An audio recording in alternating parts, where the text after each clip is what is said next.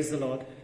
ప్రభువైన యేసుక్రీస్తు నామమున ఈ కార్యక్రమమును వీక్షిస్తున్న మీ అందరికీ శుభములు తెలియజేస్తున్నాను.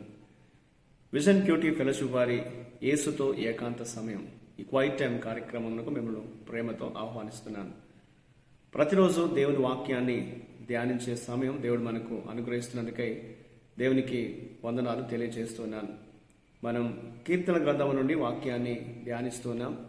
ఈరోజు మన ధ్యానం కొరకై ఏర్పాటు చేయడం లేఖన భాగము 139వ కీర్తన 13వ వచనం నుండి 24వ వచనం వరకు. ముందుగా ఈ భాగంలో మనం 17, 18 అలాగే 24వ వచనాన్ని చదువుకుందాం. దేవా, నీ తలంపులు నాకెంతో ప్రియమైనవి, వాటి మొత్తం ఎంత గొప్పది. వాటిని లెక్కించదని అనుకొంటినా అవి ఇసుక కంటెను లెక్కకు ఎక్కువై ఉన్నవి. నేను మేల్కొంటిన ఇంకను నీ యొద్దనే యుందును. 24వ వచనం.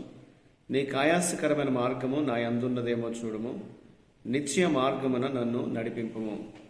ఈనాటి లేఖన భాగం ఆధారంగా మనం ఏర్పాటు చేసుకున్న అంశం ఏదనగా, నన్ను నిత్య మార్గములో నడిపించండి. Lead me in the way ever lasting. నేటి వాక్య భాగం యొక్క సారాంశాన్ని మనం గమనించినట్లయితే, దేవుడు కీర్తనకారుణ్ణి తన తల్లి గర్భంలో ఉన్నప్పుడే ఏర్పాటు చేసుకున్నాడని లేఖనం తెలియజేస్తుంది. అతని జీవితంలోని ప్రతి దినమును ఆయన తన పుస్తకంలో రాసిపెట్టాడని లేఖనంలో మనం చదువుతాం. కీర్తనకారుడు తనను దేవుడు జాగ్రత్తగా సృష్టించాడని ఒప్పుకుంటున్నాడు. మరియు అంత గొప్ప ప్రేమకు అతను కృతజ్ఞత మరియు భక్తిని వ్యక్తపరుస్తున్నట్లుగా, భక్తితో కృతజ్ఞతతో నిండి ఉన్నట్లుగా లేఖనం మనకు తెలియజేస్తుంది. అయినప్పటికీ దేవుణ్ణి ఎగతాళి చేసేటువంటి వారిని, చెడును చేసేవారిని చూసినప్పుడు అతను తీవ్ర కోపంతో ఉన్నట్లు లేఖనంలో మనం చూస్తున్నాం. అతను వారి చర్యలను ద్వేషించినప్పటికీ తన హృదయాన్ని పరీక్షించమని దేవుణ్ణి అడుగుతున్నాడు. తద్వారా అతడు కూడా అదే చెడుతో కలంకం చెందకుండా ఉండటానికి దేవుని సహాయాన్ని కోరుతూ అతను ప్రార్థిస్తున్నాడు. వినయంగా తను పరిశోధించమని, శాశ్వత మార్గంలో తను నడిపించమని దేవుని సన్నిధిలో అతను ప్రార్థిస్తున్నట్లు ఈనాటి లేఖన భాగం మనకు తెలియజేస్తుంది.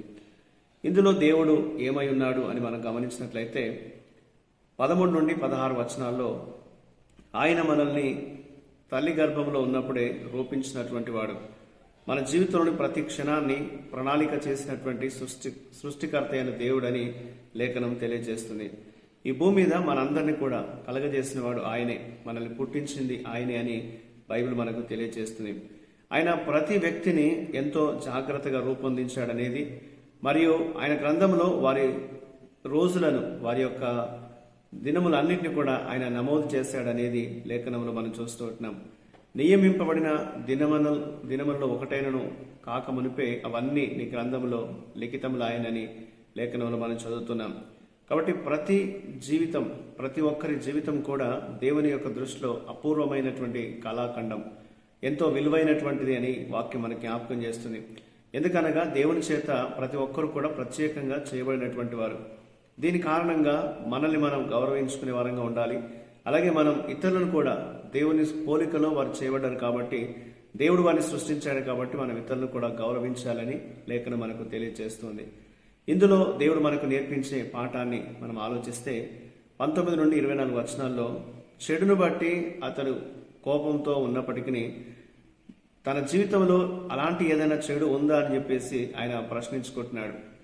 మనలో ఏదైనా చెడు జీవిస్తున్నట్లయితే అది తెలుసుకోవడానికి మనం మన సొంత హృదయాలను పరిశోధించుకోవాలి.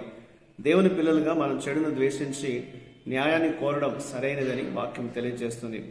కాబట్టి మనం ఇతరులను ఖండించే ముందు మనం ఏ రీతిగా ఉన్నామో ఒకసారి పరీక్షించుకోవాలి. మనము దోషులుగా ఉన్నామా అని అడగడానికి మనం ఎప్పటికప్పుడు నిజాయితీని వ్యక్తపరచాలి అనేది దేవుని వాక్యం జ్ఞాపకం చేస్తుంది.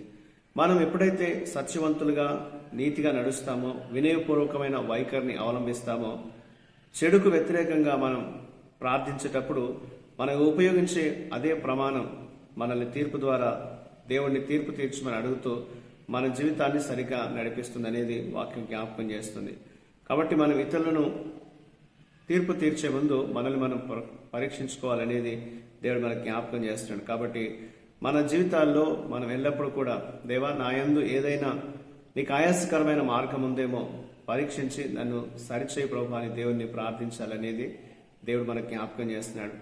దేవుడు మానవ జీవితాన్ని మనందరినీ కూడా తన నీతి మార్గంలో నడిపించాలని, తన నిత్య మార్గంలో మనల్ని కొనసాగింప చేయాలని దేవుడు ఆశిస్తూ ఉంటున్నాడు. కాబట్టి మనం ఈ లోకపు పద్ధతుల్లో మునిగిపోకుండా దేవుని చేత మనం సరిచేయబడి మన మార్గాన్ని పరీక్షించుకొని దేవుని సందులో మనం నిత్య మార్గంలో ఆయన నడిపించమని ఆయన వేడుకోవాలని ఈ కీర్తన మనకు జ్ఞాపకం చేస్తుంది. ఈ కీర్తన రాసిన భక్తుడు అదే విషయాన్ని వ్యక్తపరుస్తున్నాడు. దేవా, నన్ను పరిశోధించి నీతి మార్గంలో నన్ను నడిపించు, నీ నిత్య మార్గంలో నన్ను నడిపించు అని ఆయన ప్రార్థన చేస్తున్నాడు. కాబట్టి ఈ రోజున మనందరం కూడా మన జీవితాలను ఎప్పటికప్పుడు పరీక్షించుకుంటూ సరి చేసుకుంటూ దేవుని యొక్క నిత్య మార్గంలో మనం నడిపించబడాలి అనేది దేవుడు మనల్ని ఆయన మార్గంలో కొనసాగింపచేయాలని మనం ఆశించాలి. ఆ విధంగా మనం ప్రార్థించాలి అనేది వాక్యం మనకు నేర్పిస్తుంది. కాబట్టి ఈ రోజున మనందరం కూడా దేవా, నన్ను నీ నిత్య మార్గంలో నడిపించి నీ సాక్షిగా నిలుపు ప్రభు అని దేవునికి మనం వేడుకోవాలనేది ఈ కీర్తన మనకు మరొకసారి జ్ఞాపకం చేస్తుంది. ఆ రీతిగా మన అనుదిన జీవితాలు దేవుని మార్గంలో కొనసాగునట్లు దేవుడు సహాయం చేసే విధముగా మనం దేవునికి ప్రార్థన చేద్దాం. మా ప్రియమైన పరలోకపు దేవ, మీకు వందనాలు. మీరు గొప్ప సృష్టికర్తగా ఉన్నందుకై స్తోత్రాలు. నాయన, ఈ లోకంలోని చెడులో మేము చేరకుండా ఎల్లప్పుడూ మీ తరఫున మీ పక్షాన్ని నిలబడడానికి మాకు సహాయం చేయండి.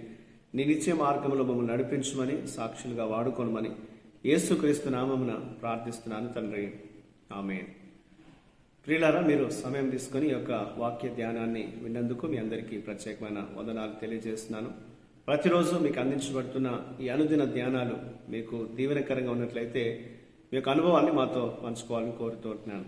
ప్రభు కృప మనందరికీ ఎల్లప్పుడూ తోడయుండి కాపాడుగాక.